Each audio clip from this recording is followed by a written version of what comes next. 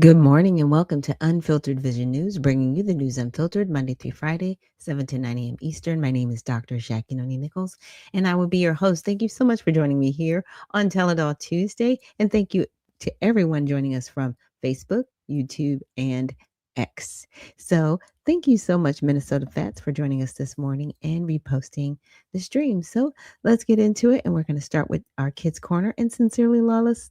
Also, thank you for joining us and reposting the stream on X. Had a dream, a big, exciting goal, but the thought of starting just fills you with fear. Fear of failing, fear of what others might think, fear of not being good enough. I get it.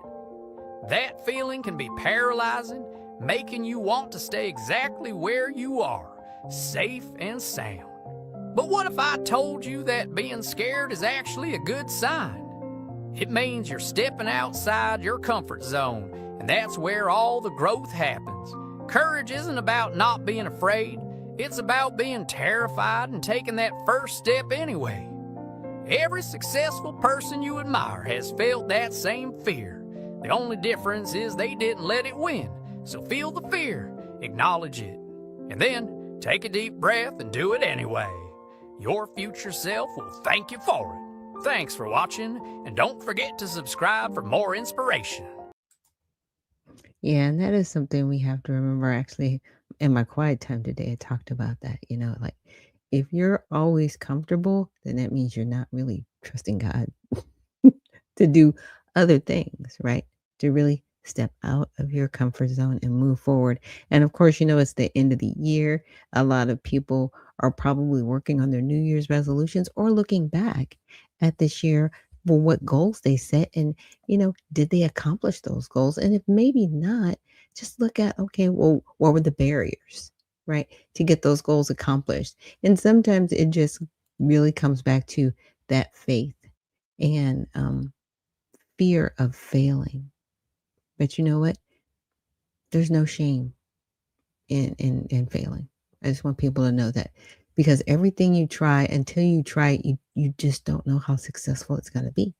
So you have to try, right? You have to at least try. And Sincerely Lala says, good morning, founder. Good morning to you too. Thank you so much again for joining us.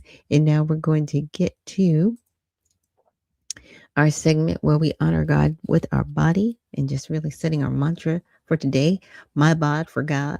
So, God, please guard my mind and thoughts. God, help me fix my thoughts on what is true and honorable and right and pure and lovely and admirable, so I will be able to think about things that are excellent and worthy of praise.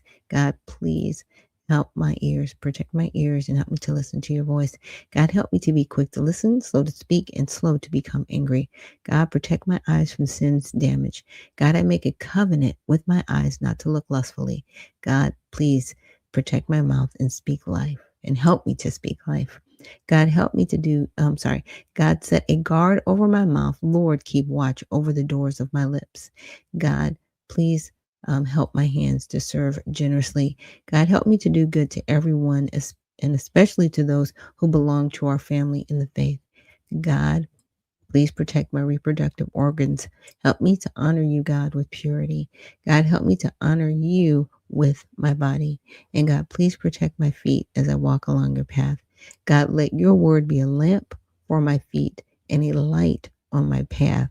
I think about that passage, a lamp for my feet. When you're walking around the dark, you can't see, and you need a lamp. And then his word also being a light for the path that you walk on. So you're never in darkness, right? God is never confusing. There's not, that double standard where you have to, think about, is it right? Is it wrong? You kind of know when it's wrong. Just saying. And Spud McKenzie says, amen and good morning. Good morning to you too. Thank you so much for joining us on YouTube. So now we're going to get into our first video. Now, this is an individual. I don't know if you've ever seen her on YouTube. I've seen her a little bit. Her name is Tish, and her handle on X is listen, the number 2 Tish. And she was a woman in California. And I want to say she got kicked out of the gym where she was at because she complained about a man claiming to be a trans woman in the women's bathroom. Now, he looked like a man, did not look like a woman at all, had full body parts intact. And she was like, absolutely not. We are not going to have a man in here in the women's restroom while women are dressing and doing all of these things, claiming that this person is trans. See, I appreciate her for what she's doing. I'm hoping to figure out how to get her on the show, because she's amazing for what she's doing, and she also I found has a change.org project. I guess I don't know if it's a petition that she's having people sign to really keep men out of women's spaces. And we have to remember these individuals that claim to be trans. Okay, that's fine. That's your deal. Stop trying to force yourself on everyone else. Stop trying to force everyone to acknowledge you and accept you. Stop it. Stop it. There have been trans people before all of the you know, civil rights laws that they've been trying to get introduced and all these other things for people who do it is a mental illness. Whether you think that's nice of me to say or not, it is a mental illness to believe that you are something you are not. Period. A man is a man and a woman is a woman. Period. Like that's it. Like even when people get sex changes, you're not trying to become an ornate toaster, is all I'm saying. You're trying to be whatever you believe you're not. And that comes back to belief. That comes back to the person really hating themselves enough to mutilate themselves because they will never be what they're trying to become. Never. Biologically, it's not a thing. And this is something we have to stop in this country. Now, I know that President Donald Trump, he put forth an executive order saying there are only two genders, men and women. That's it. Like he had to shut it down. And my husband was like, why does he even have to do that? Because we are living in a world of confusion. It's interesting. That goes back to that Phil Collins song. We're living in a world of confusion. This is the world we live in. Oh, if everybody remembers it. And it was done with Muppets. I thought that was very fascinating because at the time when things are done, you don't really think about it. But in retrospect, I'm like, what was he trying to say? That we're not even being human? Interesting. So let's check out this video where she addresses Representative Ro Kahana. Warning about hypothetical gender checks. But the real harassment of girls is happening right here under our current laws that allow men to self-ID into our spaces. Well, I appreciate your speaking out, and I appreciate your sharing your concern about safety. I have always been concerned about safety, and that means that no matter what your gender or how you identify, you cannot harass someone in a locker room. So the problem with the example that you point out is someone was committing domestic violence or harassing, and I'll let you follow up on this. They should be prosecuted. That is unacceptable. But that has nothing to do, in my view, with someone who is trans and who identifies as a woman, saying that they can be using the locker room or bathroom which they identify with. That is their right. Now, if that person, if I could just finish. Now you hear him talking out of both sides of his mouth, right? He's saying, well, this trans woman, they should be able to go to the bathroom they identify with. Now, she just set up. Like, sir, this is wrong. Men should not be in the bathroom. But then you're like, well, they should be able to use the area that they identify with. This is the crux of the matter and the real issue. If there's a person who is harassing or a threat, then of course they need to be prosecuted. But I will let you respond. I truly appreciate you allowing me to respond, sir. Listen to me. Women and men are not the same. There's no such thing as a trans. There are men injustice, and that's okay. But you cannot allow them to have civil laws. I heard you mention a couple bills you're going to go ahead and open up. You need to open up this bill and protect women, because nobody, none of the women in here are protected. It's okay. I'll get the mic back. None of the women in here are protected by law. State law. State law is not protecting any. First of all, I love how she took the mic.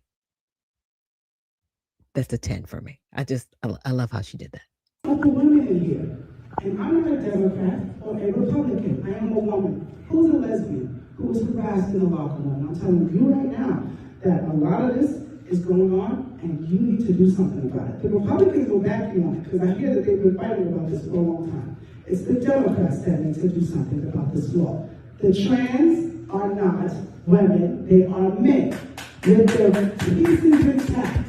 And they're in women's prisons right now, raping and killing them, and it's going silence. And this is going to stop with me. So please, ladies, if you're going to vote for anyone, make sure that they're standing up for women's rights, because they're not. And if you're not aware, we are unprotected. Go in the bathroom right now, there could be a man in there, and he says, I'm a woman, and that's okay. Now, I know none of you think that's okay.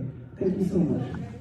Well, I appreciate you sharing your perspective. I certainly believe in safety, and I also believe that in this country we recognize the dignity and rights of every person to pursue happiness. They are men. You need to stop with the malarkey. They're men. Stop making excuses for grown men going to women's restrooms. I've had it up to here. You're calmly lying and saying that it's okay. That's what you're saying. When you say that, you're saying it's okay. And I need you to say it's not okay for men to be in a women's locker room. There are bigger problems, yes. But this is a big problem. I don't know, no, because you're lying. You're lying. You're lying. I'm Protect women's safety. Not men who want to be women. Women. I'm done. No. Men are not women, okay? Stop the malarkey now. You guys need to stop voting for these people. Y'all busy trying to be Democrats and Republicans. Y'all acting like gang members. Use your independent brain. Okay. She shut it down. She shut that down. And user says, but Bruce, right? Jenner won Woman of the Year. He did. He won Woman of the Year intact. I'm just saying. Like, you know, they dolled him up. Him, yes, because he's a man. They dolled him up.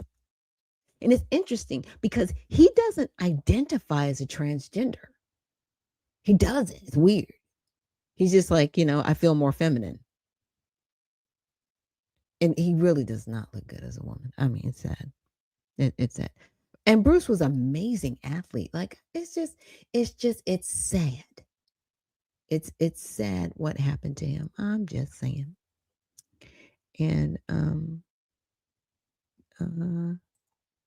Reliable Guy says beatboxer, beatboxer is all I hear when these monkeys talk. Wow. So you're very interesting. And user says insane in the membrane. Yeah. And people aren't monkeys, actually. So let's be nice. But yeah, I really respect and appreciate what she's saying. Right? Because, Representative Ro Kahana, he is a man. And you would think, especially as men, they would want to protect women, right? Regardless. And it's also interesting because, see, when this whole bathroom issue came up, and I want to say it was really a big deal because I was living in California, and I want to say about 2013, 2014. It was still when Obama was in office. And people were talking about it, and I was like, why don't we just have single stalls anywhere, right? Instead of having a bathroom where unfortunate things could happen to people, right? Especially children, because at the time I was living in Southern California and children were being molested in the bathroom, left, right, and center, whether they were going to the men's bathroom or the women's bathroom. It was disgusting. It was happening to kids. Okay. Just going to the bathroom. Okay. children were being abused. Single stalls, you go in, you come out. That's it. It's got a toilet, it's got a sink. You know what I'm saying? You come in, you go out, or, set it up to where, because men are used to using a urinal, you have a urinal on one side. I'm just saying. But single stall bathrooms will eliminate this whole issue. And that should have been done from the beginning, right? We wouldn't even be here right now. But see, it's not about the bathroom. It's about forcing you to accept something that you don't want to accept. That's what this is about. This is about domination. This is a power struggle. And it's about trying to get people and force people to accept something they do not want. And the Democrats are still pushing this. Still. They know it's a losing issue, but they don't care. They don't care. It's interesting. And Dr. C, thank you so much for joining us this morning. She says, good morning, founder. Good morning to you too. And user says, I know because I was banned from Reddit for telling the truth. And that is so sad because people are like, you're saying you're being hateful and it's hate speech. It's like, no, I am allowed to speak my piece. Trust me. I have people speaking their piece in my comments. Some things I read, some things I just have to ignore. I'm like, oh my goodness. But this is about dominance. This is about conditioning. And it's not just about acceptance. It's like, I'm going to force you to accept this. To me, that it really leans towards having a master slave mentality where you are going to do what you are told to do and nothing else. And it's really sad. And a lot of people have gotten caught in the trap. And now they don't know what to do next to really get out of it. But I wanted to share with you. Let me see if I put it up here.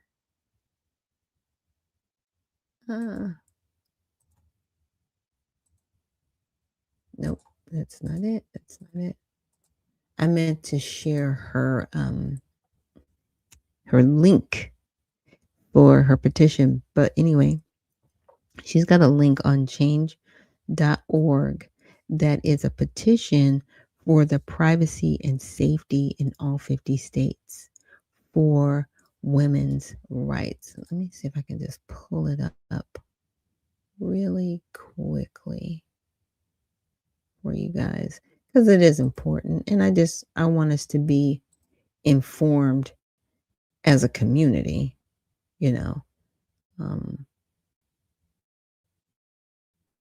because these are things that are happening that, in my opinion, really shouldn't be. There's society, in my opinion, we're regressing, and to see someone like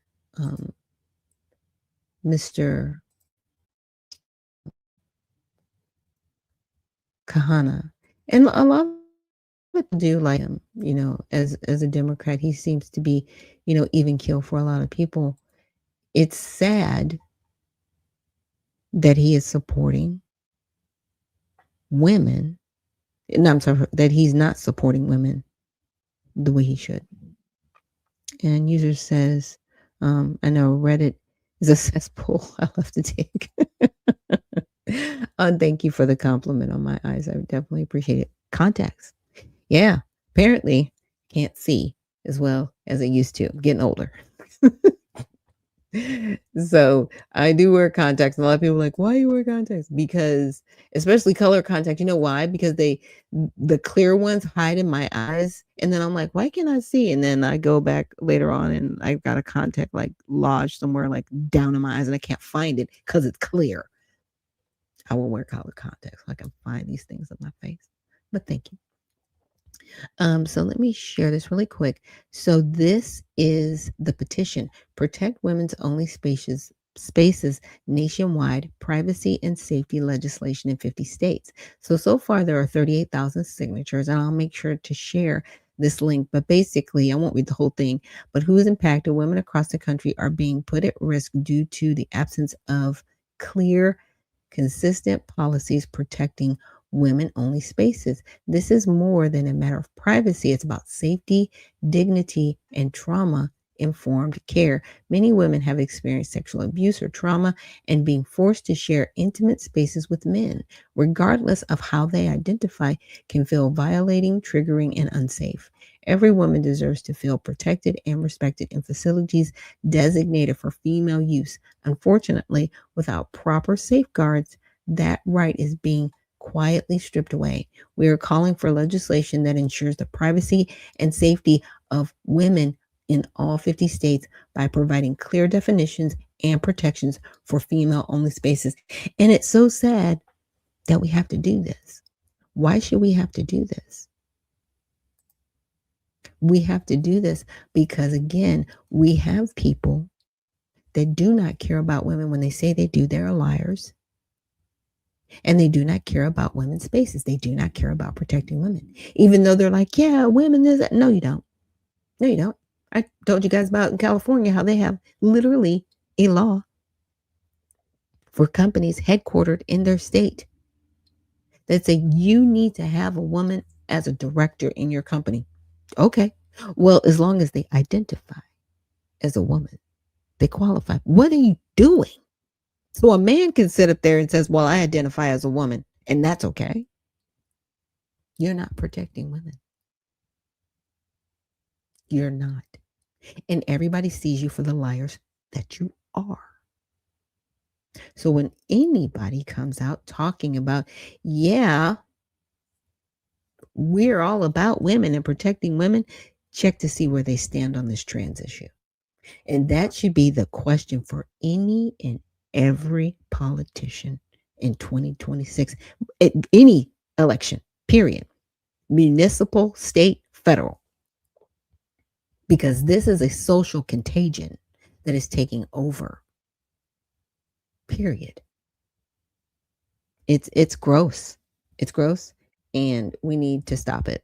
So the next video we're going to get into is by Cash Jordan. Now, I'm not going to play the entire video. I'm going to play most of it because there's some other news that I need to get to.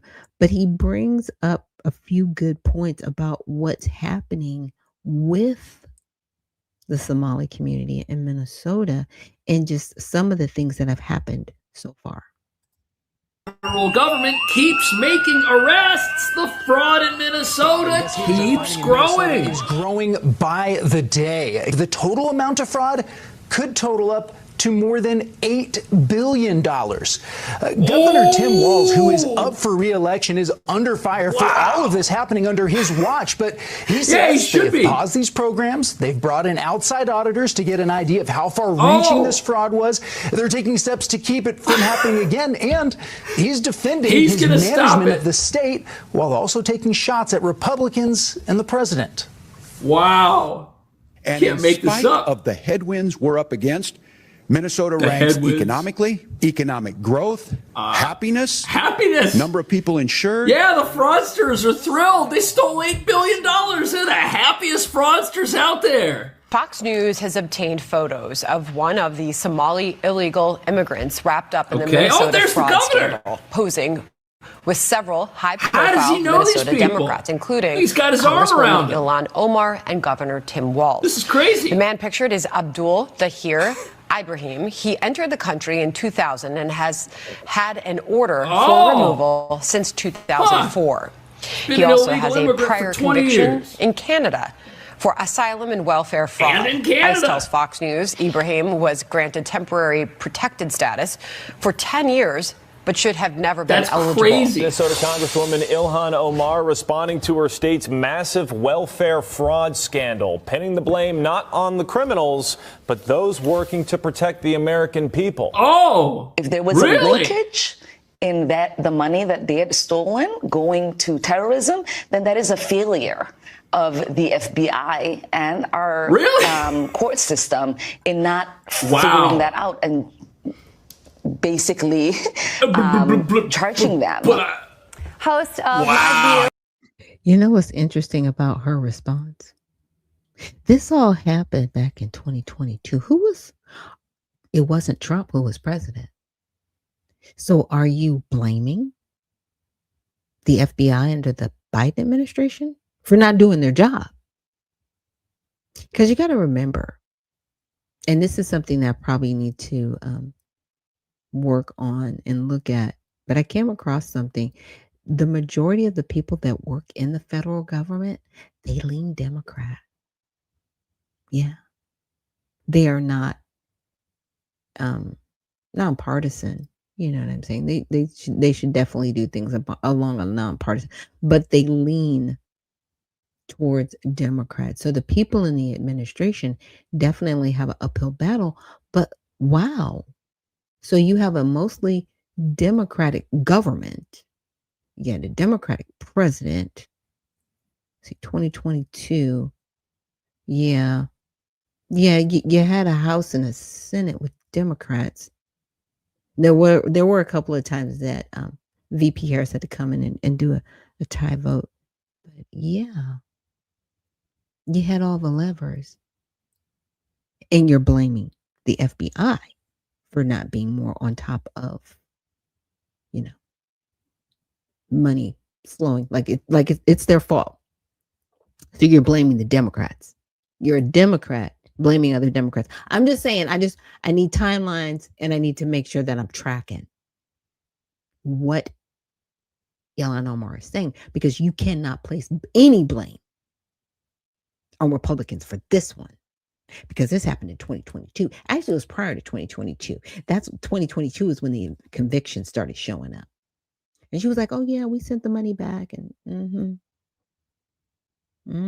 this is why we're doing Tell It All Tuesday. Laura Trump joins us now. Laura, thank you so much for joining us. So, what do you think about that explanation there? Ilhan Omar, she could not figure out how she was going to convince people that was the case, but she said it anyway. It's ridiculous. Of course, the only failure here is from the people who are in leadership positions in Minnesota who allowed this fraud scheme to happen. And I'm looking at Ilhan Omar and I'm looking at Tim Walz, and they really are in the crosshairs of this whole thing. And a lot of people are wondering how it is humanly possible that this was allowed to happen. And this because they knew the scammers. Yes, she's very involved in several of the people who have gone on to be indicted and convicted in but what she doesn't was know how one it of happened. The biggest pandemic era frauds in America. The largest single entity within the Feeding Our Future fraud was a restaurant in South Minneapolis called Safari Restaurant.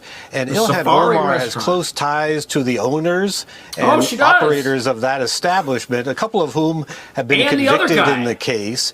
She at one time did a Facebook video filmed inside of the restaurant, and the video was filmed at a time while the fraud was actively going on. She did the video in the Somali language, endorsing the effort underway there, and the owner of the restaurant was later convicted on 21 felony counts. 21 counts. Multiple fraudsters, and we're supposed to believe that this is not the fault of the people elected to serve the residents of Minnesota and America. No, it's the FBI. It's their fault. But listen to this. It's true. A Somali fraud ring in Minnesota stole over $1 billion from Medicaid.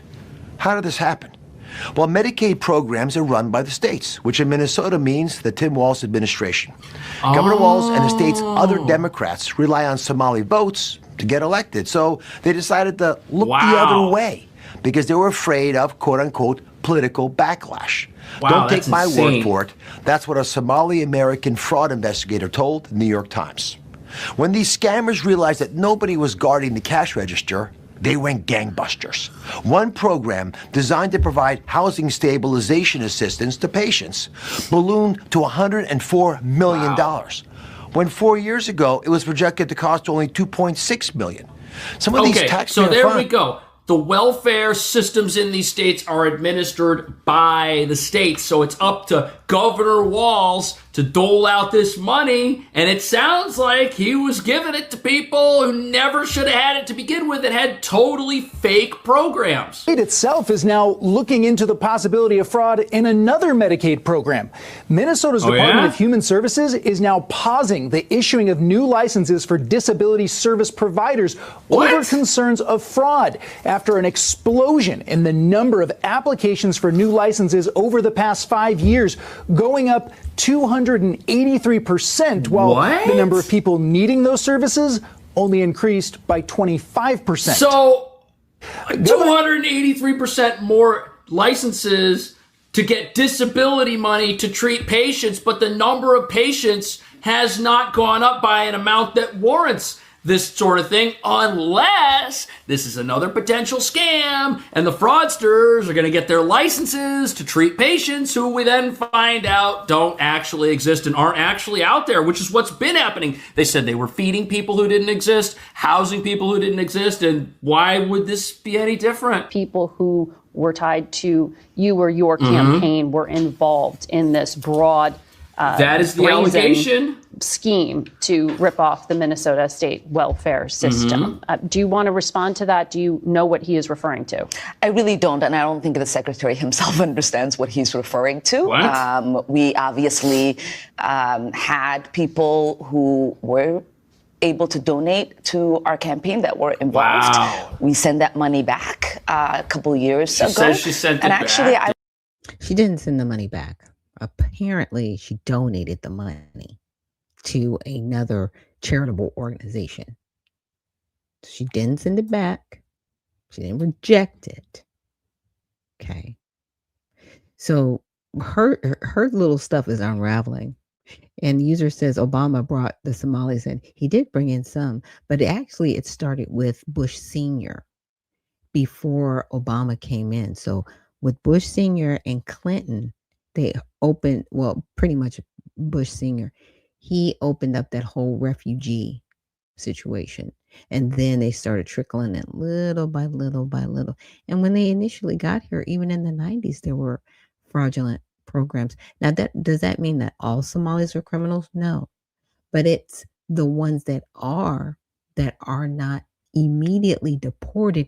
And then we go, hey, if we are going to accept people from this region, right? There has been fraud in the past. We really need to do better vetting. Even if they're refugees, that's literally, in my opinion, that's on us as America, where we dropped the ball. And we should have refused and said, hey, no, we're not doing this anymore. Yeah, and user says Obama was groomed by Bush Jr. and Sr. They're cousins. It's all in the family. Just saying. Was one of the first members of Congress to send a letter to the Secretary of Ag asking them to look into what I thought was a reprehensible fraud that was occurring within the program. So after several years of this investigation happening and it being in the national spotlight for 2 weeks, now she comes out on Face the Nation and she says, you know what? I'm the one that reported this. I'm the one that's been looking into this. You should thank me for uncovering it. This is unbelievable. The largest COVID fraud scheme in the country. But don't worry, she discovered it for us. COVID-era welfare funds. Her and Tim Walz, they were going to stop in taxpayer money that was stolen. It was pretty shocking. It is. Of the 87 people charged, all but 8 are of Somali descent. And that has added to the spotlight being put specifically on your community.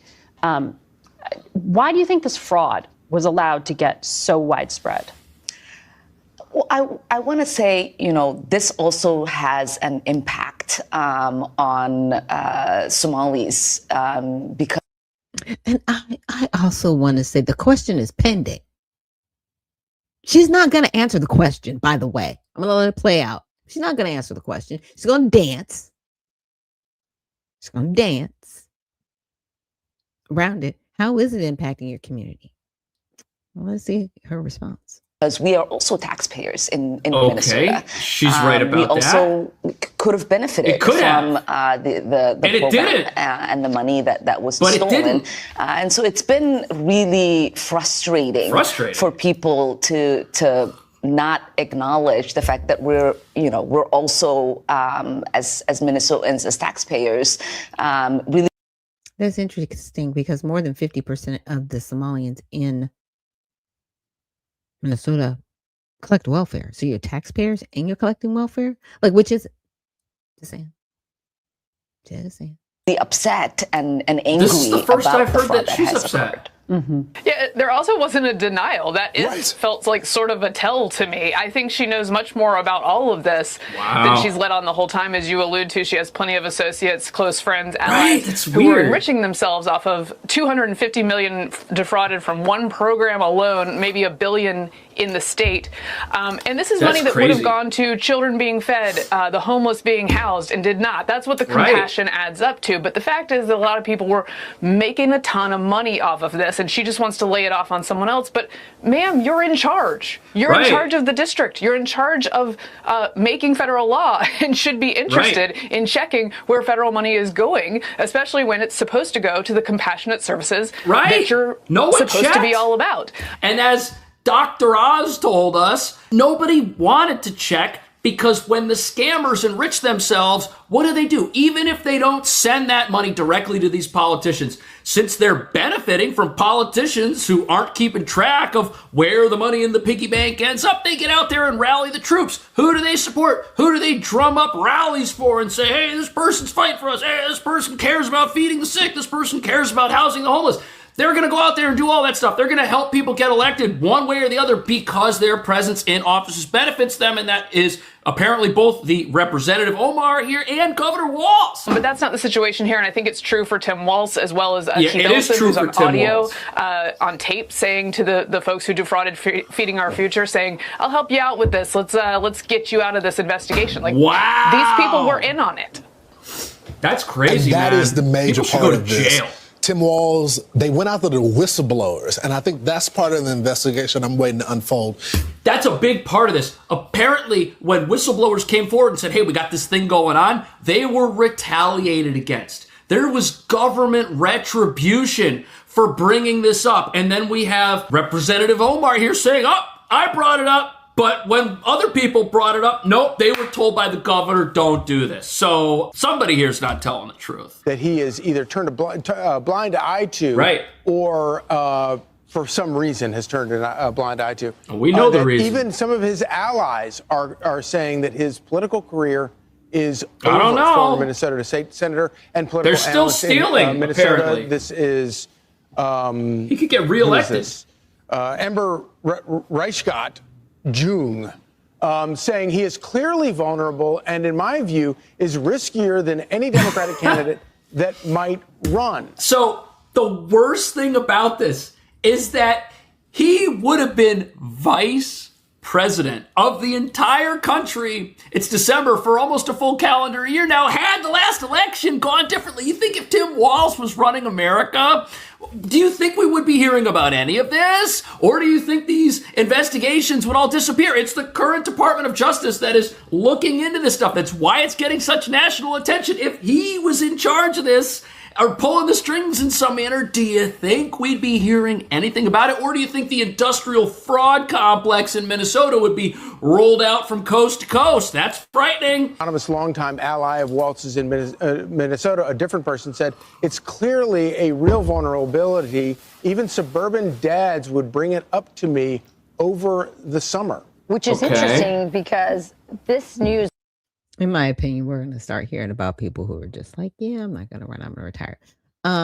But Freeman Chief Justice says, can Americans be saved if the politicians who are complicit do not go to prison? Yeah, I know. It's interesting. And what are the solutions if Ilhan Omar, Walz, etc., aren't going to prison for crimes? Yeah, that's the bigger question. Like, who's responsible for this at the end of the day? And user, appreciate you. You said, like I said, I do research and I do appreciate it. And thank you so much for joining us this morning. This is This is the sad part, in my opinion, about politics. And this is what turns people's stomach about politics, because they're like, is there anybody really in office there to represent the people? Or are they so focused on lining their own pockets, right? And doing the bidding of the people that financially help them get into office? And I think it's the latter. And people are really seeing it. The holes are showing. And oh, thank you so much, Freeman Chief Justice, for reposting the stream and saying it's a great broadcast. Definitely appreciate that. And Dr. C says the prisons would be full of politicians if laws were applied. Absolutely. Absolutely. And they did it in Iceland. Like, their politicians got out of line. They tried them all and they put them in prison. And they said you can no longer serve in politics. And that was during the time, I want to say right before Obama got out of office, and there was the housing market crash, and the people of Iceland found out that their politicians had something to do with that. They shut it down. I was like, that's what I'm talking about. We need to do that here, and we can, right? We need to have the power of the vote. We need to, make sure that we're volunteering for the Board of Elections seats and really have our hands in places where the fraud can happen, right? Because they shut the whistleblowers down. They did, on record.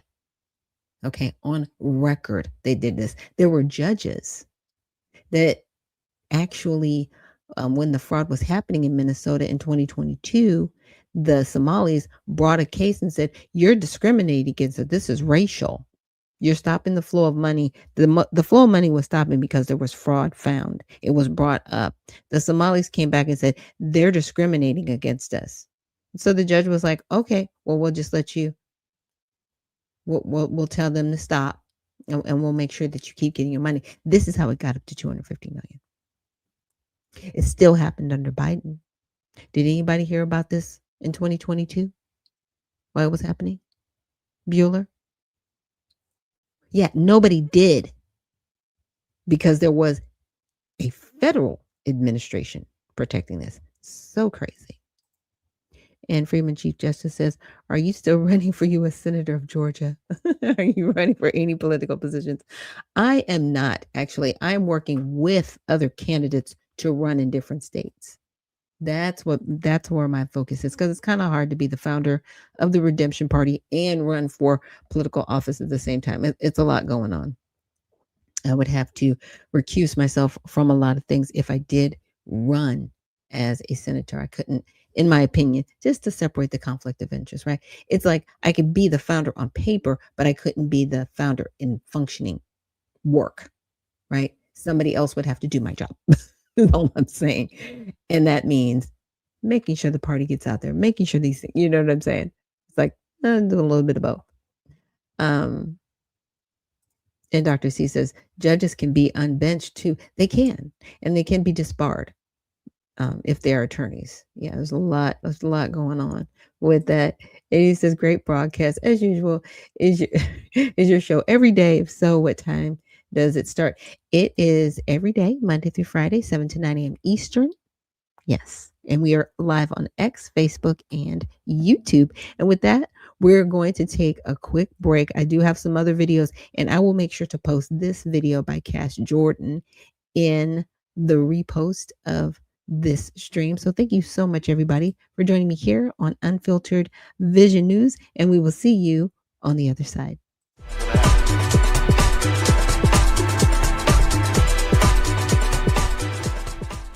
At All Sides, we give bias ratings for hundreds of media outlets. By freeing people from filter bubbles and providing different perspectives, we can all be better equipped to understand the world and each other. So how do we do it? All Sides has created a patented, fair, transparent process to rate the media bias of hundreds of news outlets and writers. We assess each media source and rate them as far left, lean left, center, lean right, or far right, allowing you to quickly identify different perspectives, constantly evolving our media bias engine. The more you participate, the better our ratings will be, and the better our news coverage will be. Go to allsides.com to get involved.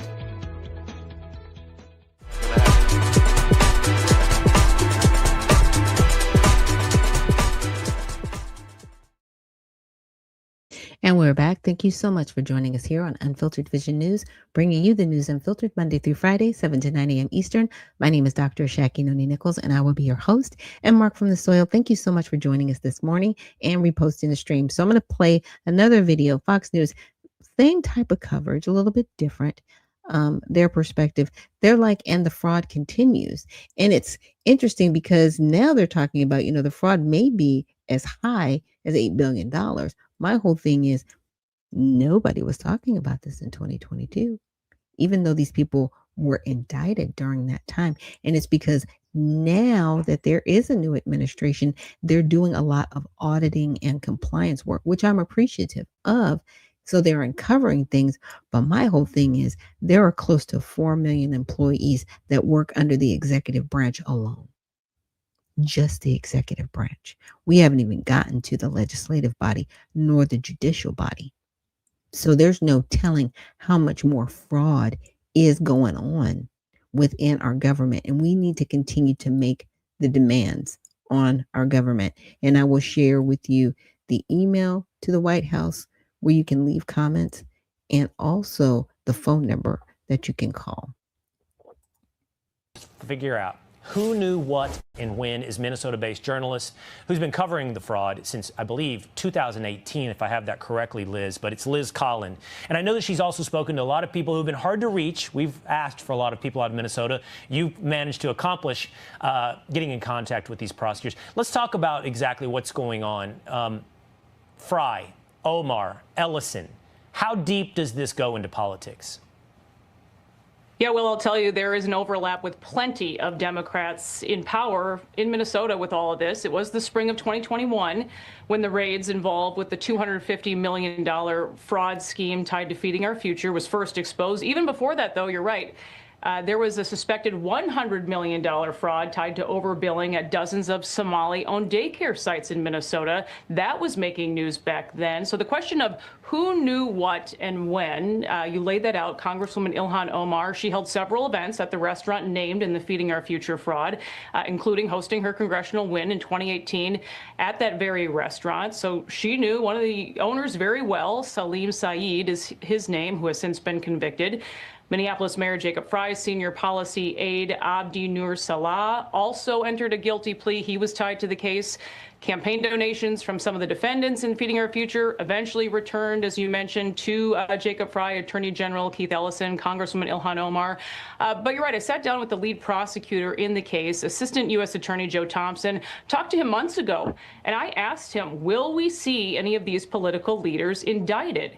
At the time, he said he could not comment on future indictments, but even back then, the feds made it very clear that it seemed that these cases were still wide open. Now we're hearing about multiple social programs in Minnesota, and these investigations seem to be wide open at this case, and I think this federal spotlight certainly is helping at this moment, Will. Okay, let's explore really quickly together, Liz, the questions of could and did. What I mean by that is we have audio of Keith Ellison. And as you know, Keith Ellison having a conversation with many of the people involved in this program wherein he seems to be suggesting that he'll get into any type of investigators off their back. Like if there's any holdup in some of the money going to their programs that were fraudulent, he'll grease the wheels, he'll figure out how to keep it going. They were complaining that people were starting to step in and stop the flow of funds. And Ellison seemed to be saying, well, where? How? I'll figure it out. So the question is could and did. Could this have been to this scale without all of these politicians knowing about it? And did they know about it? It seems at this point, Will, hard to believe that someone did not know about this. You have a state senator, Omar Fateh, celebrating the fact that the money kept flowing. You have a city council member in Minneapolis, also part of that celebration that was actually held. It's on video. There are recordings of that as well. And our reporting dates back years at this point, going over that celebration that took place. Unless none of these people, which I find it very hard to believe, are not talking to each other at all. And now you also have these whistleblowers that have come forward recently, saying that they went to Governor Tim Walz 7 years ago when he first came into office, and they wanted to bring these red flags to his attention, and they say that they were met with silence.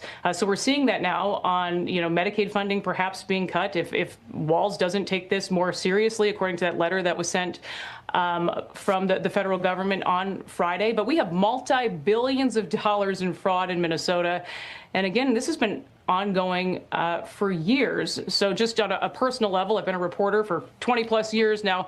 At this point, I find it really hard to believe that someone at the top did not know something. Well, I have no doubt, Liz, that you'll be the first to know if that prosecutor, Thompson, comes back and says you will see a Ellison or a Fry or an Omar in cuffs. You'll be the first to know. So we hope you'll come back here and let us know about that, Liz Collins. Now, it would be nice if they were going to be in cuffs. We all know that's not going to happen. I'm sorry. I hate to be pessimistic, but we watch people that were supposed to be stewards of our money exploit that taxation for no real representation, just appeasement. Yeah, definitely. Sorry about that. And let's see. And French says, I hope you are getting paid well by white supremacists, billionaires, to be their propagandists. I really do. And you said, how much are you getting paid, if any, may I ask? Well, I'm not being paid anything, actually. I do this show out of my own pocket. I'm looking for sponsors to sponsor my show. I don't have any. I do this because I don't want to see people taken advantage of, period. Period. By Republicans or Democrats. Okay. I am the founder of an independent party called the Redemption Party. I ran for president in 2024. I got off the couch and I got involved. And I do this work every day diligently because I care. Okay. Because I have children, because I have friends and family. And even for people that I don't know, I want them to have the information. I don't want people taken advantage of by the Smith-Month Modernization Act, which has allowed all of this propaganda on our country. People should not be propagandized. They should just be given the information. That's it. That's all I want to do. That's all I want to do. And I will continue to do that, even if I don't get any sponsors. Because I care. So I hope that answers your question. Thank you so much, Dr. C. She says, we appreciate you and this work you're doing. Thank you so much. And Patch Taylor, never heard of you. Well, thank you so much for joining us this morning. She says, oh, another MSN believer. No, sorry. And Open Eyes says, we love you. Thank you so much. She says, I'll believe it when I see it. Yeah. Yeah. But yeah, I do this work. Smith Month. Oops, sorry, you guys. My phone is ringing. Oh, that's my doctor's office. Oops. Let me turn on my do not disturb. It's so funny because my phone usually goes on do not disturb even when I don't put on do not disturb. But yes, it's the Smith Month Modernization Act. Now we have the Smith Month Act, MUNDTH month. The Smith Month Act initially put in place in, I want to say in the early 1900s, it was to make sure that there was no propaganda used against the American public in a nefarious way, right? We're supposed to be protected. Well, the Smith Month Modernization Act actually amended that under President Obama, where it did allow the propaganda to be disseminated on the general public. So that's why you see such a shift in how we have coverage or lack of coverage, right? Like this whole thing with Minnesota and it's been talked about for a long time because I've been talking about it since, midsummer. And a lot of YouTubers were talking about it. So we're just bringing it to light like, hey, what's going to happen? There's all this fraud out there. Now things are, kind of the dust is being, brought up again. But NBC wasn't covering it. CBS wasn't covering it. ABC was really not covering it. They were covering it at like 0 to less than 1%. And that will tell you, the coverage will tell you if they really care about giving information to the general public. And that's just where we're at. Cajun Lady, thank you so much for joining us, Rebros in the stream. And good morning. How are you? And thank you so much for sending your red, white, and blue hearts. You had posted something yet the other day and I missed it. And I was like, oh, I didn't get to say good morning to Cajun Lady. So thank you for always joining us and brightening up the day with your red, white, and blue hearts. Appreciate you. So the next video we're going to get in, actually, before we get into that next video, I went. Now, my audience, if you guys have followed me for a while, I do use Grok, and I just had some questions. Pretty much because Representative Japal, sorry if I butchered her name, but she said, despite Trump's xenophobic and hateful rhetoric, we are a country built by immigrants. I stand with our Somali neighbors and all immigrants across this country. Well, ma'am, it wasn't built by immigrants because by the time immigrants got here, it was already built up. And the immigrants that did come over here, they got to benefit, right, from what was built and established. And then they were able to, carve out enclaves and build up their communities in the United States. Okay. So that's what happened. I'm just going to put it out there. Shout out for Israel. I don't really shout out everybody, but okay. I've told my husband this. I pray for the people of Israel because I know it's probably difficult being in that region right now. But what I don't like is I don't like what the government of Israel is doing. I do not like what our government is doing by, just kind of doing the Christian two-step. Well, it's Israel. We have to support them. Absolutely not. You do not support people that are doing bad things. I don't care who it is. Okay. I do not like what the government is doing. And it is making the people of Israel look bad. They are not a Christian nation, by the way. And people need to know that. But that's another show, and we will deal with that later. Dr. Harriet Jacobs, thank you so much for joining us and reposting the stream. But let me get into this. So I questioned Grok. I said, when did the United States open up borders for immigration to Middle Eastern countries and other countries? Okay, so in 1924 to 65, that was the national origins quota era, extremely restrictive for non-Europeans. So the Immigration Act of 1924, the Johnson-Reed Act, established national origins quotas that heavily favored Northern and Western Europeans. Immigration from Middle East, Asia, Africa, and Southern Eastern Europe was effectively reduced to a trickle, often fewer than 100 to 200 visas per year per country per year. So, for example, like people from Syria and Lebanon, the quota was 122 per year, and that was it. No more than that. Anyone from Iraq, Iran, Turkey, Egypt, etc., similarly tiny or zero quotas. So they were just like, they can't even come over here, right? Most Asian countries were completely banned. Asian Exclusion Act's provision. Okay. And Open Eyes says the Jews rejected Jesus. They did. And they were the elders of the law, the teachers of the law, the Sadducees. They did. Biblically. And it is told. They did. They had the opportunity to follow Jesus and they rejected them. There are Gentiles that reject Jesus also, who also put him on the cross. So let's not just say was just one person's. It was a lot of persons. He died for everyone. Everybody. And so everybody has the opportunity through Jesus to have eternal life. But that's the key. So let's see, the Jews rejected Jesus.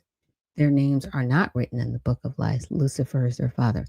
That's a deeper conversation, because I did come across a video where they were talking about the Talmud. I have not written the Talmud.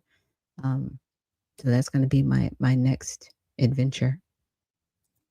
They are God's chosen people, and if we turn our backs on them, then he will turn his back on us. Jesus was Jewish. He was. He absolutely was. And I'm not saying turn your back on the people. I'm saying the government needs to be held accountable. It's that part. And you can't go into this emotionally. You have to go into this really thinking. Because what I'm saying is emotions are used against us when it comes to Israel. Yeah, that's all I'm saying. And trust me, I know they're God's chosen people. I'm actually Jewish by blood and by birthright, not by religion. Just saying. Now, I brought up this so we can kind of understand and realize where we are as a country. Now, Lyndon B. Johnson, under the Hart-Celler Act, he abolished the national origins quota system. So he basically said, we're not going to have any quotas anymore. So we replaced it with a preference system based mainly on family reunification and skills, with a 20,000 per country cap for the Eastern Hemisphere, later applied worldwide. So for the first time in U.S. history, people from the Middle East, Africa, and most Asia could immigrate in meaningful numbers without racial nationality bars. Immediate effect was modest, but family chain migration caused numbers to explode in the 1980s to present. Because with the chain migration, there was no there's a limit, but those individuals weren't not necessarily vetted. You could bring over like 20 or 25 relatives as long as you said that was your relative. Was anybody really checking or manning the store? I bring that up because that's how we got here. Yeah. And user says, no wonder JFK was whacked. Yeah. Because he was trying to put a stop to what LBJ was wanting to do this. They had to get rid of JFK because he wasn't going to do it. He was going to leave it the way it was. Okay. Now this brings me to our next piece of subject matter that we're going to go over, which is the national security strategy. So my husband, he listens to videos all the time, and he was listening to this video. And I was like, oh, I need to bring this up on my show tomorrow. Now, this is the perspective of a YouTuber, and I wanted you guys to hear her perspective, and then we'll go over and get into more of the national security strategy and what it's about and how it will affect us going forward. You know when we are live. Thank you so much. Hello, YouTube. I hope y'all are doing well. We got so much to get into today.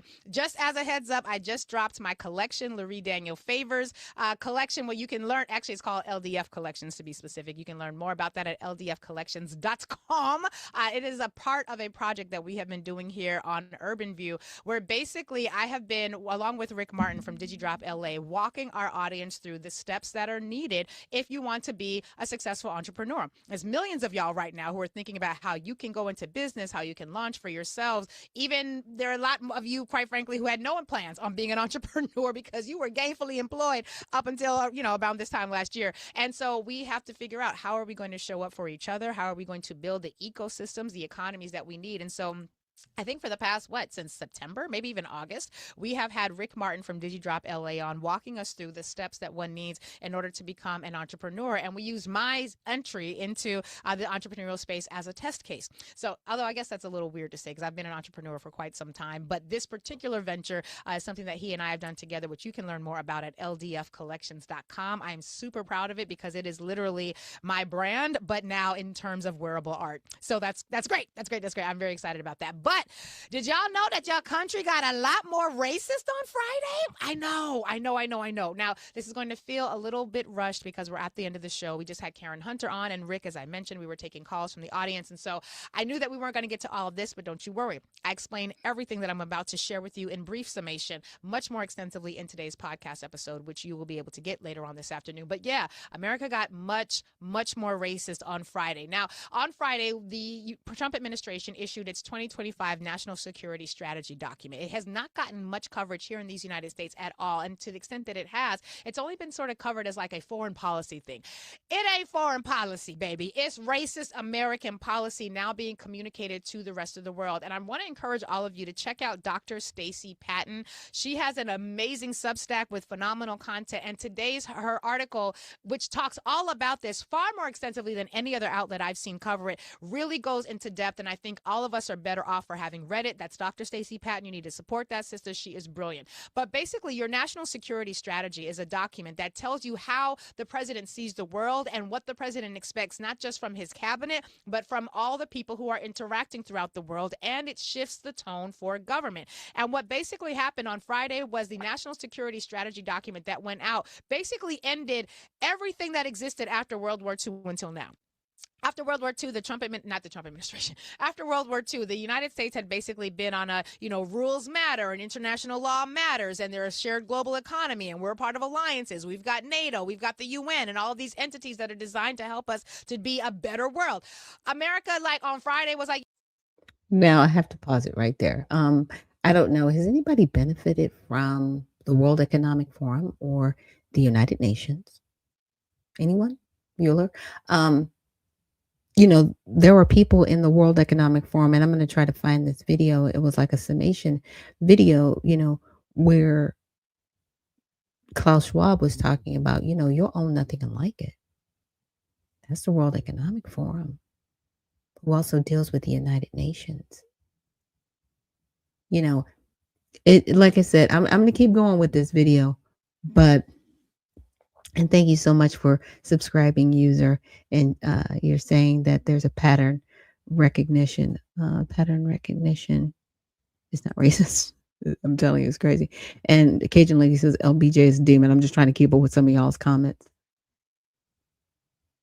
They have, but not us, right? There are a lot of people that, and Dr. C says nope. And only truths and facts. Thank you so much for reposting the stream. There are, unfortunately, the only people that have benefited from these global agencies are the people that are in those agencies. Now, the United Nations is very interesting because they do not have a revenue source.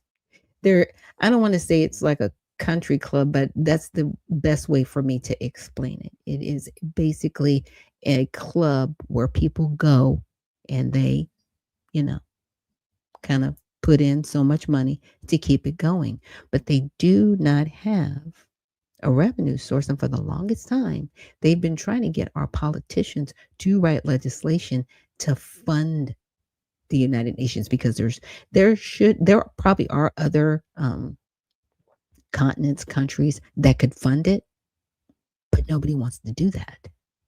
Because that's not why it was designed. It was supposed to be designed as a space where nations were able to come together if they had grievances, if they had things they needed to discuss, right?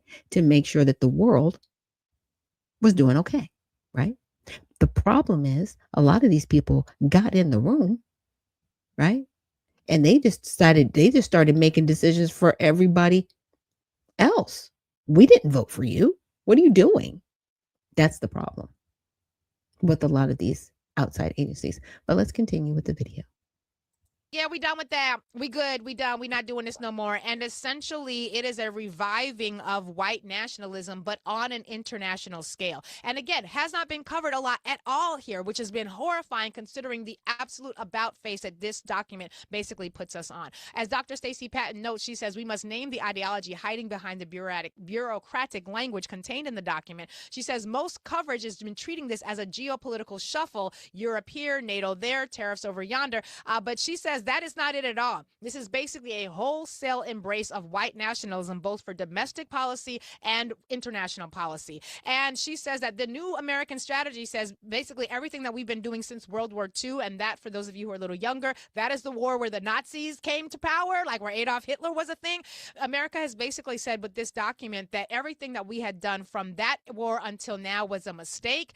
And that's not a bit of hyperbolicism. That's basically what it is. It says in the document, quote, "We reject the disastrous climate change and net zero ideologies that have so greatly harmed Europe, threatened the United States, and subsidize our adversaries. Should present trends continue, the continent will be unrecognizable in 20 years or less. It's far from obvious whether certain European countries will have economies and military strong enough to remain reliable allies." Now, you might be thinking, what is they talking about? What's going to happen? What's changing in Europe that's causing all this concern and hair on fire? What they're talking about is the browning of Europe. America's greatest national strategic policy right now is concerned with stopping the browning. All right. Now, some from my Caribbeans, you know, we had to sign them up bleach and talk about how they bleach the brown skin. America has said we cannot ever have any more browning. We want. It's not a browning that's going on in Europe. It's a takeover that is happening in Europe. They have no-go zones in Europe for people that they brought over that they did not vet.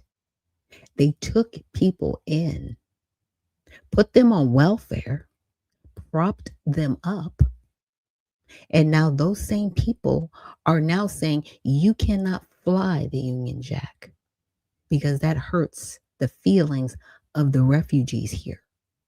You cannot be a British person, white, here.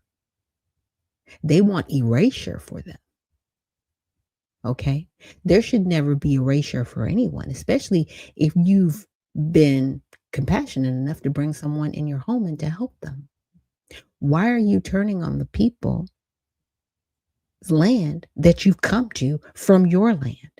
This is why I had to bring that up, that question that I had, like, when did all of this mass immigration start? It didn't start till really mass here in the United States in 1965. But the question then becomes, were we bringing people or allowing people in our country that really had the vested interest of America? I say no, because look where we are. Look where we are. But I'm going to let her continue. To bleach. And that's basically where they have decided to aim their intentions. Dr. Stacey Patton says, quote, right up front, the document argues that international cooperation weakened America, not militarily, but spiritually. She goes on to say, quote, according to this worldview, the real threat isn't missiles, wars, or economic collapse. It's what they see as cultural contamination. Meaning, she says, too many people who don't look like them, pray like them, or live like they do. Too many immigrants, too much racial, religious, and cultural mixing, and too much working with other countries, sharing power through alliances, following international rules, respecting climate agreements, listening to scientists, and coordinating with global institutions instead of calling all the shots alone. She says this strategy claims that America must restore its, listen to this, spiritual and cultural health, revive traditional families, honor past glories, and march towards a new golden age. Baby, they just re-enshrined whiteness. Now, some of y'all out there saying, well, girl, we know they always been racist. Yes, they've always been racist. But for the past 60 years, which is longer than I have been alive by far, the racism was not the goal. Right? The goal was to be less racist. That was the whole point of integration. They knew that the country had been fully segregated, fully Jim Crow, but the goal of integration was to perfect the union, a more perfect union, they would say. It was to no longer be as racist as they used to be, to move away from slavery as a foundational point and move towards more freedom. Now the country has said, no, we liked the slavery.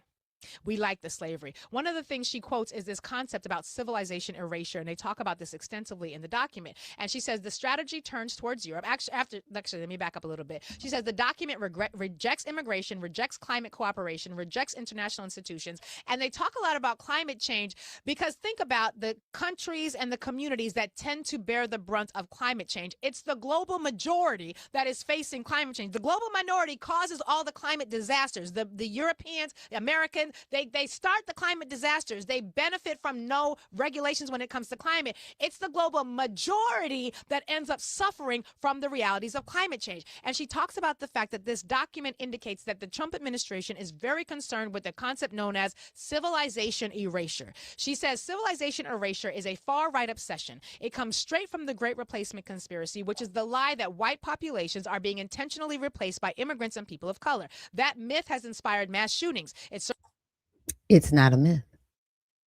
Replacement migration is real. I showed you the document from the United Nations written in 2000 that outlined 38 million by 2030. That is their goal. And they were like, if we can attain that goal, we will reach replacement migration. It's not a myth. It is not. Circulates in manifestos, forums, and in extremist networks. She says now it's embedded in U.S. national security documents. She says the strategy warns that Europe will become unrecognizable. That's a direct quote. If migration continues, it scolds European governments for suppressing far-right political parties and suggests that as Europe becomes more diverse, it may no longer deserve the same relationship with NATO. She says, and here's why black folks, I know there's some of y'all out there who think this ain't got nothing to do with the black Americans because we're foundational. This is all about the immigrants, baby. It's all about you. It's all about you. She says, here's why black folks, immigrants, indigenous people, queer folks, disabled people, and poor folks everywhere should be paying very close attention to this, because when a government starts defining national security, let me slow down. When a government starts defining its national security as protection from diversity, protection from difference, and cooperation, that always turns into protection from people like us. She goes on to talk about the fact that these are how the documents, or these are how governments, they use these documents to decide who gets to belong, who's considered a threat, who is a threat to the culture. And right now, the culture they are concerned about preserving, both here and in Europe, is a culture of whiteness. And she talks extensively about it in this article. She goes on. I'm not going to be able to get to it much now. I do much more of a deep dive in the podcast. But she says also the following, quote, there is a deeper, more uncomfortable reason for us to be paying attention to this and to prepare. Calling this document what it actually would be considered, which is like a national policy document, she's saying the media, if they were to call it out, they would have to deal with the fact that that means racism is now the goal. Segregation is now the goal. Whereas integration used to be the goal, at least it has been for the past 60 years. Now the country has said no. Segregation today, segregation tomorrow, segregation forever. Now, if this had just happened and that were the only thing that had happened, it might feel a little like, oh, okay, well, Lori, it's not quite that big of a deal. I mean, sure, oh, well, baby, trust me, it's a big deal. But when this happens the same weekend that Donald Trump has removed MLK Day and Juneteenth from the schedule of federal holidays that will now get you things like free access into the national parks and replace them with his birthday, the same weekend that the Supreme Court decided that they were, in fact, going to allow Texas to use those racist, anti-black, anti-people of color maps to gerrymander their districts. All the districts in the state of Texas, you will recall, we've been talking about this extensively. They're doing mid-cycle redistricting. And they're doing so with racist maps that were proactively and intentionally and explicitly drawn to dilute black voting power, to dilute minority voting power in the state of Texas. That is, of course, what has kicked off all this other sort of redistricting that's happening in California. Shout out to Virginia that is stepping into the chat, and everywhere else that you can look right now. But what happened this weekend, you have your president issuing a national policy document that communicates to the entire globe that America's primary concern when it comes to national security is ending diversity, is creating white manistan. That happens the same week they get rid of the two black holidays, or the two holidays that were acknowledging black issues, and the same weekend that the Supreme Court has decided that they are going to use racist redistricting maps. And it also just so happens to be the weekend that the Supreme Court has said that they are going to pick up the Trump administration's Birthright Citizenship Executive Order. Now, you may remember the Birthright Citizenship Executive Order. It's based on the 14th Amendment. The 14th Amendment, which was passed after enslavement, along with the 13th Amendment and the 15th Amendment. These are the three post-enslavement amendments that were passed. The 13th Amendment was designed to prevent enslavement unless you've been convicted of a crime. That's basically, I know we like to say it ends slavery, but it created a loophole for slavery, which was developed in the prison industrial complex, which is understandable considering that now black people make up a disproportionate amount of the people incarcerated in the prison industrial complex because they were always about slavery. They were always about slavery. The 14th Amendment, which is the one that gave us citizenship, and the 15th Amendment, which is what gave us protections when we go to vote, but basically the 15th Amendment was essentially nullified immediately after it was being passed into law. We ain't seen much from the 15th Amendment until we had the 1965 Voting Rights Act, which was passed, but once that was passed in 2013, they just passed, they went to court. As the Republicans were like, what we're not going to do is have equitable voting, because every time we get equitable voting, we at risk of having another Barack Obama. So they've already gotten rid of the Voting Rights Act. The only thing that remains is the 14th Amendment. Well, the 13th Amendment, because it's doing exactly what it was supposed to do. But the 14th Amendment is the one that gave us citizenship. And it's the amendment that basically says if you're born in this country, you are considered a citizen. Now, yes, a lot of immigrants are able to take advantage of that. And I know for some black people, that's a source of consternation because it's like, wait a minute, you're coming to this country, you're getting access to citizenship based off of a legislation that was passed so that we could not be considered slaves anymore. And then you get here and you treat us like crap once you get here, and then we end up having to be secondary to you as well. I get that and I understand that. But what's happening right now is the Trump administration has submitted an executive order that basically says you're not going to be considered a citizen in this country, and they're no longer going to process the documents that confirm you're a citizen unless one of your parents is also a citizen. Now, some of you are thinking, phew, I'm okay. Baby, listen, according to Margaret Kimberly, who is the Black Agenda Report's executive editor and senior columnist, she says that, quote, if the definition of citizenship is changed by executive order, then there is nothing to prevent Trump or any other president from defining citizenship any way that they choose. And she cites back to Donald Trump, who earlier this year said the following: I'm just saying if we had a legal right to do it, I would do it in a heartbeat. I don't know if we do or not, but we're looking at that right now. What was the legal right he was exploring? He wanted to explore whether or not he had the power to expel U.S. citizens who had been convicted of crimes in the country. They're not worried about the migrants. Remember, remigration is now American policy. The migrants, remember, they've got two parts of the remigration, three-part plan to handle them. The first part of the plan is block the border so no other additional migrants or immigrants can come in. The second part of the plan is to expel the people who are here properly. The third, and I shouldn't even say properly, who are here legally, they have the legal permission to be here. The third part of remigration is getting rid of the citizens who they do not feel is in alignment with their vision of America. And I guarantee you, your black ass is not in alignment with their vision of America. And the amazing Margaret Kimberly goes through this article where she explains the dangers that this poses for black people. If the Supreme Court is going to allow Donald Trump with an executive order to rewrite the Constitution and essentially get rid of the 14th Amendment's protections, yes, they're going to start with the mommies and the poppies. Absolutely. They're going to start with the people who are already a part of the ICE. They're already in the ICE bullseye. But who's next? Who is in line after that part is done?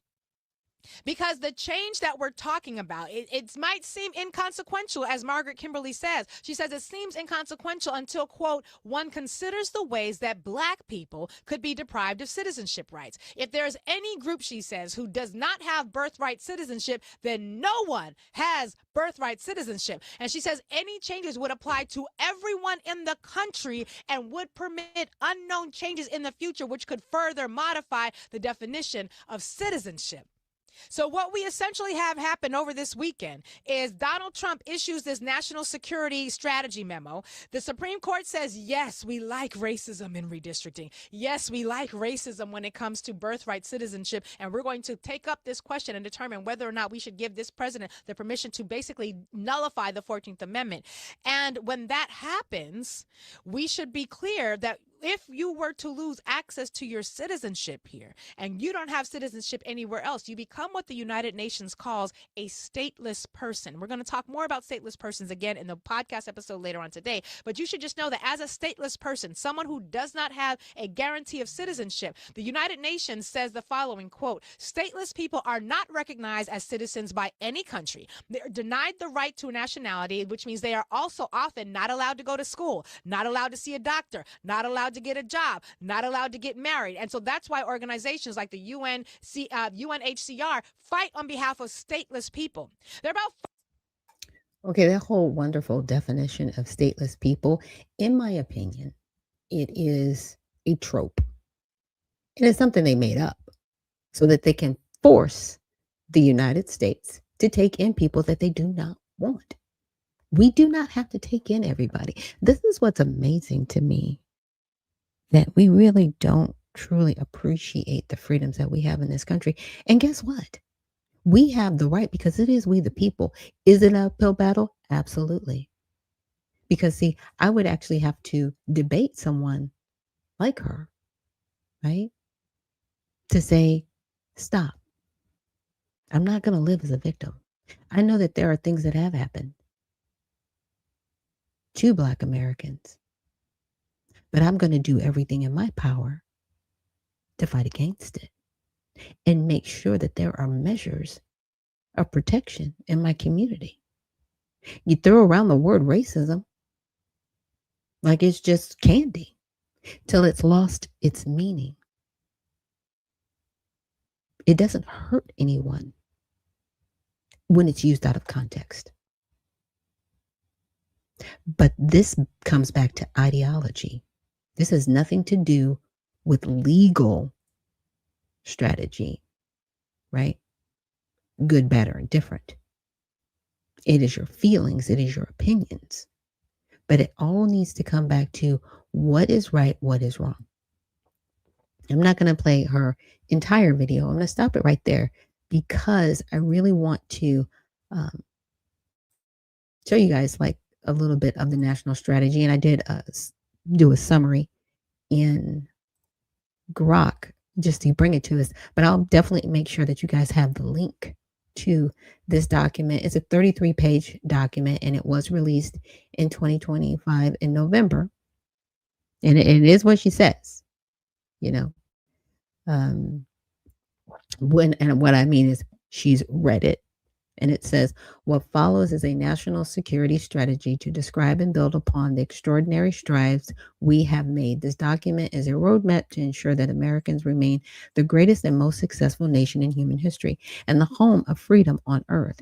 In the years ahead, we will continue to develop every dimension of our national strength, and we will make America safer, richer, freer, greater, and more powerful than ever before. Here's the thing.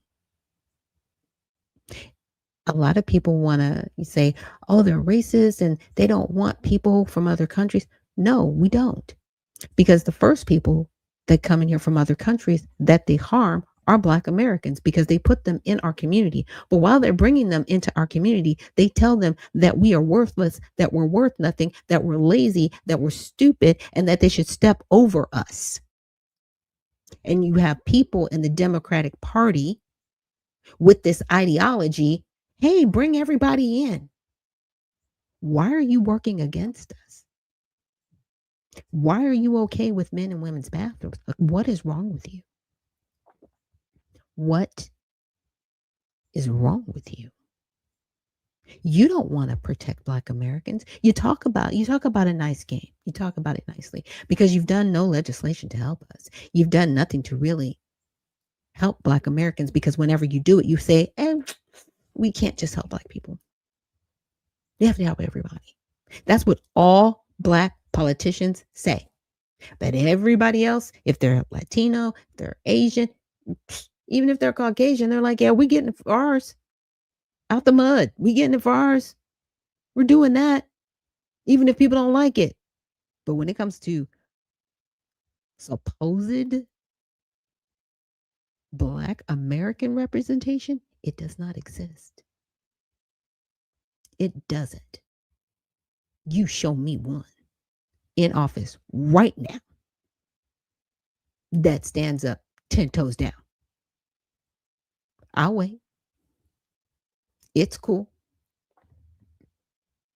They represent their party.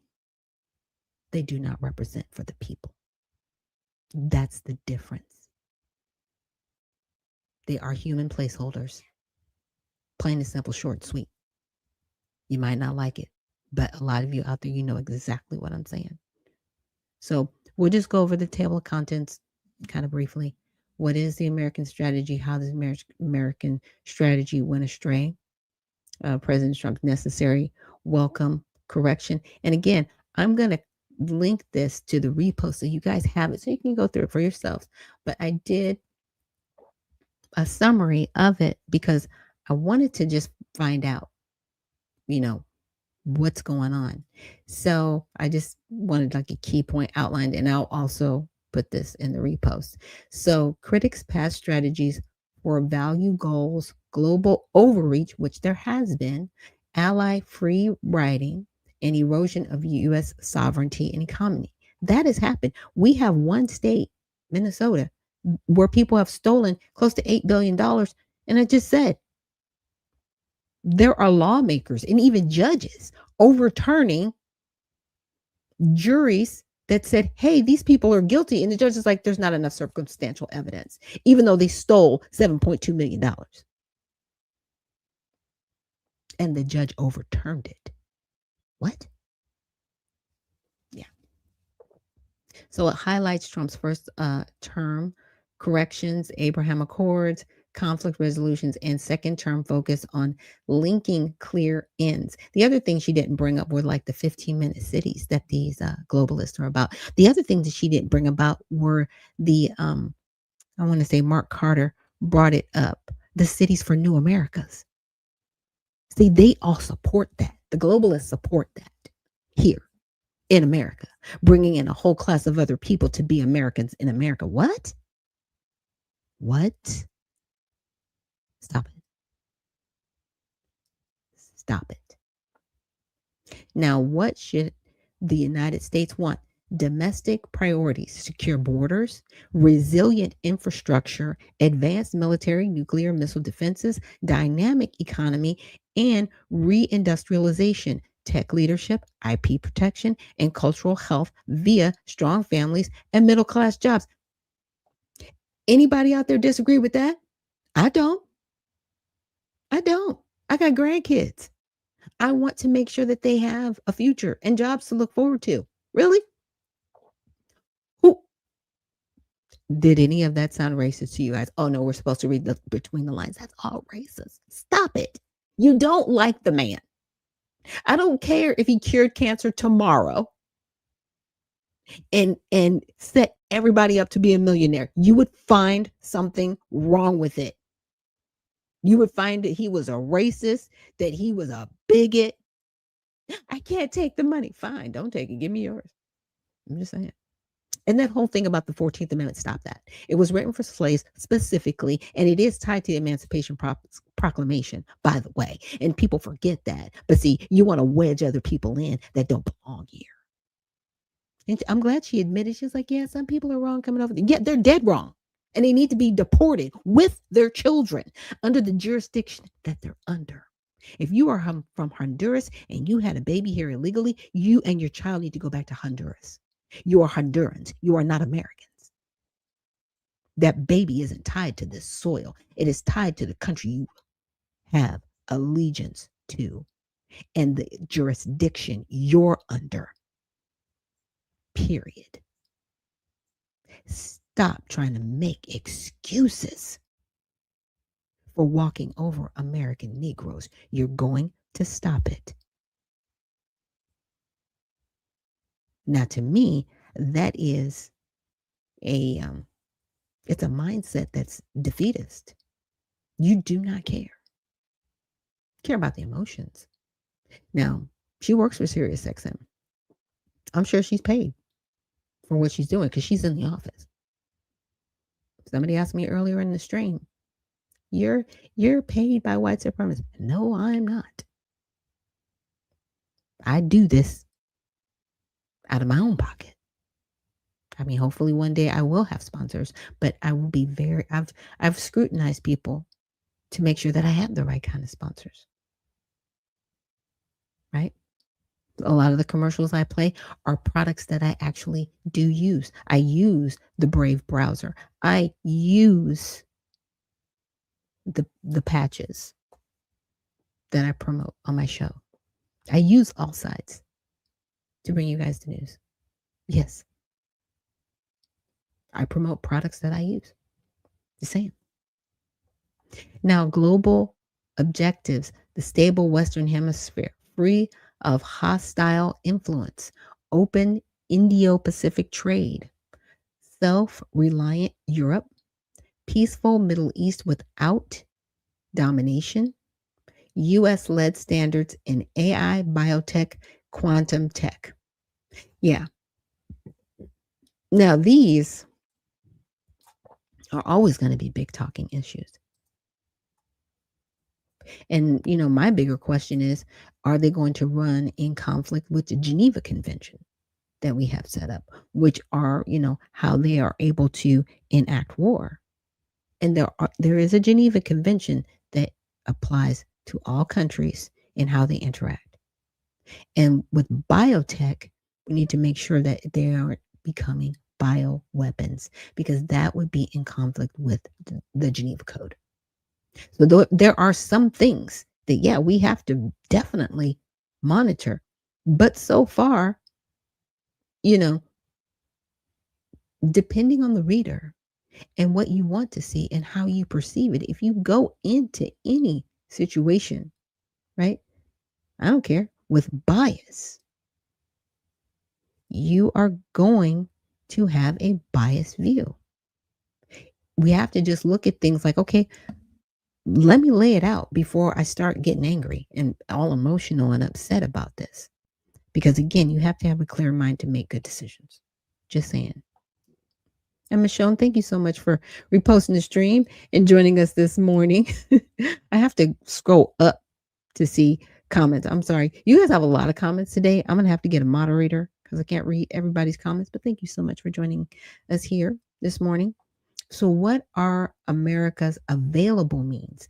U.S. advantages: world's largest economy, top military, financial, tech systems, alliances, geography, soft power, and patriotic populace. Domestic agenda: eliminate DEI initiatives, unleash energy sector, cut taxes, deregulate, invest in science, tech for middle class growth and sustained dominance. Okay.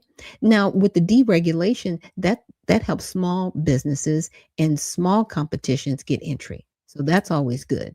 Unleash the energy sector. Like there's a gentleman, he invented plastiline. I'm really hoping that he's going to be able to do that on a larger scale, because guess what? That's going to help the environment. Because the one thing that, environmentalists, they talk about all the time, like all this plastic and it's here and it's trapping the animals and this and that and the other. How about what if he was able to make a mass conductor that worked in a way that the waste from it, even the waste from it, would benefit the environment, right? But being able to take the plastic, put it into our cars, how much more would that make us energy efficient? And can it be used? Maybe he might be able to develop a formula where you can use it like propane or other, different sources of energy. This is amazing. But it would help someone like him have entry, right? Now, the DEI initiatives, the DEI initiatives were never designed to help Black people. Let's just be clear. They were a part of an ESG score so that people would score higher if they aligned with DEI and if they were a DEI focused company.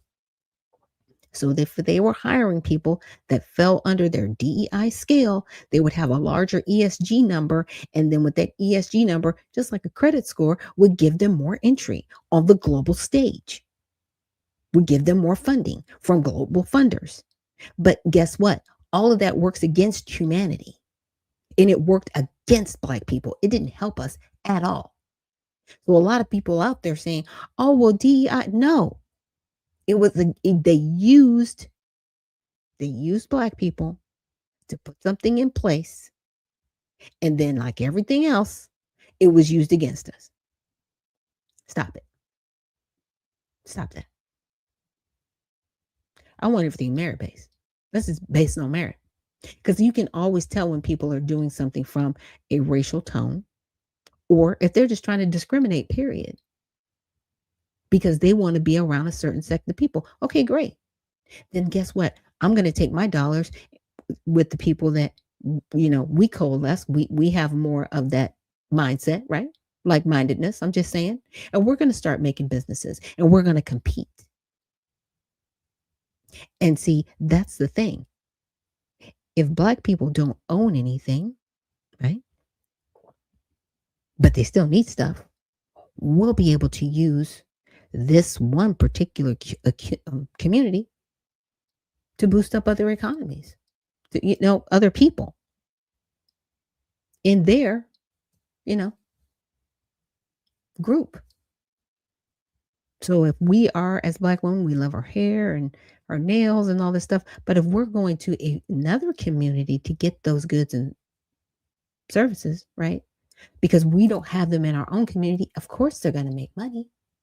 But when we say, hey, we need to do this on our own, do you not think they're going to try to stop us from doing it ourselves? Or really?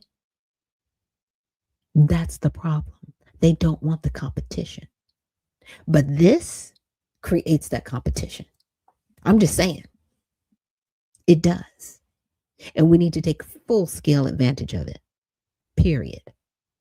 It's not going to be any more barriers for entry. Let's go. Strategy core principles. America first. Pragmatism. Whew. Peace through strength. Interventionism. Flexible realism. Whew. A lot of these. Sovereignty, respect. Pro-worker fairness. And merit-based competence. That's all. Because again, like I said, DEI was something from the United Nations that was developed. And it should have never been. And it hurt people, in my opinion. It really did. Now, top priorities. Halt mass migration and secure borders against threats. Protect core rights, liberties domestically, and support allies abroad. Enforce burden sharing, right? Allies 5% GDP defense spending, huge hog commitment. Pursue realignment through negotiated peace deals for stability and markets. Bolster economic security via balanced trade, secure supply chains, defense industrial revival, and energy financial dominance. Yeah. Regional approaches. Like I'm saying, I could go on and on. It was kind of long. I was like, oh my goodness. Did I ask any other questions? I said, can you outline some of the initiatives, like the carbon tax that the NSS is trying to get out of the United States? Okay. Because a lot of people don't understand the carbon tax is hurtful. We're carbon-based entities. We actually breathe out carbon dioxide, not monoxide. Monoxide is the bad one, right? That's when, people get in cars and they try to, unfortunately, in their lives. That's monoxide. Carbon dioxide that we breathe out, actually, the plants take that in and they utilize it so that we have a lush environment. And in return, the trees give us oxygen. So it's a reciprocal thing. Just saying. Now, climate change and net zero commitments. The NSS explicitly rejects climate change and net zero ideologies as disastrous policies that have harmed Europe, and they have threatened U.S. economy, vitality, and subsidized adversaries like China through offshored emissions and supply chain dependency. So China wants everybody else to have net zero carbon, but they can have coal mines and commit and have all the carbon dioxide that they want to spew out. Not monoxide, dioxide. But they want everybody else to be subject to fines. I mean, even in California, they want to start having people pay more for gas-fueled vehicles than they do electrical vehicles, because they want everybody on the electrical grid. Even though the electrical grid, they have rolling blackouts because they don't have enough electricity to support that. This is what climate change has done. And this is why trying to get rid of it. Okay. So the reference 14, we reject the disastrous climate change and net zero ideologies, and there are ideologies that have so greatly harmed Europe, threaten the United States, and subsidize our adversaries. It's very true. Now, transitional organizations and sovereignty eroding institutions, broad opposition to international bodies like the United Nations and its affiliates, the WHO, UNESCO, that impose sovereignty sapping in incursions through regulations on trade, health, or environmental standards, which could include mechanisms for global carbon pricing or green taxes. So, could you imagine? Okay, I want to drive my car, I don't know, up to Washington, D.C. from Georgia. They charge me a carbon tax of $2 a mile that I have to pay. And I'm just using that as an example, and that sounds really extreme, but that's what they want to do to people. Stop it. It's interesting how the people that always talk about slavery are like, they're trying to make us be slaves. We need to be slaves over here, huh? Yeah. All this stuff, this net zero stuff, and that is slavery. Now they want you to be an environmental slave without even telling you. And there's always people out there saying, hey, we need to do this, and kind of back you into a corner. Because the solution that they have is going to be worse than the problem they're trying to solve. President Trump has been railing against these people. Is he perfect? Nope. Absolutely not. Is the administration perfect? Nope, because people aren't perfect. Stop it. Both Republican and Democrats, nobody's perfect here. But what people want is peace. What people want is freedom. Because economic slavery is real. We need to get rid of the 16th Amendment and get income taxes. You need to get up out of our pocket, government. That needs to be completely repealed, because it was put into our Constitution by 36 other states. Yeah, which means it can be removed. You know, people in our government have been working hard to rail against the system. There's always going to be a back and forth between good and evil, and it is up to us to make better decisions as we the people. Don't you ever let anybody tell you this is a democracy. It is a republic. And we can demand better representation. You want better? All right. This is how we get better. If you feel the need so to call the White House at 456-1111, or email comments@whitehouse.gov. Again, that email is comments@whitehouse.gov, or give them a call at 202-456-1111, and you let them know what you demand from this administration. You let them know what things that you want to see change. Now, the last thing I'm going to do before we get out of here, I just got to see this. Okay, has MLK Day been? I know. I just got to see it. So has it been canceled? Has it been canceled? It's a bigger question. It says no. Martin Luther King Day has not been canceled as a federal holiday. However, the Trump administration has removed it from the list of fee-free days. So there's usually a fee that you pay at national parks, but there are some national parks that say, okay, this day is recognized as a national holiday or a federal holiday, so you don't have to pay to get in. Okay. So it removed it from the list of fee-free days at national parks from 2026, along with Juneteenth. This change is part of broader policy shifts that also include adding fee-free access on days such as President Trump's birthday, which coincides with Flag Day.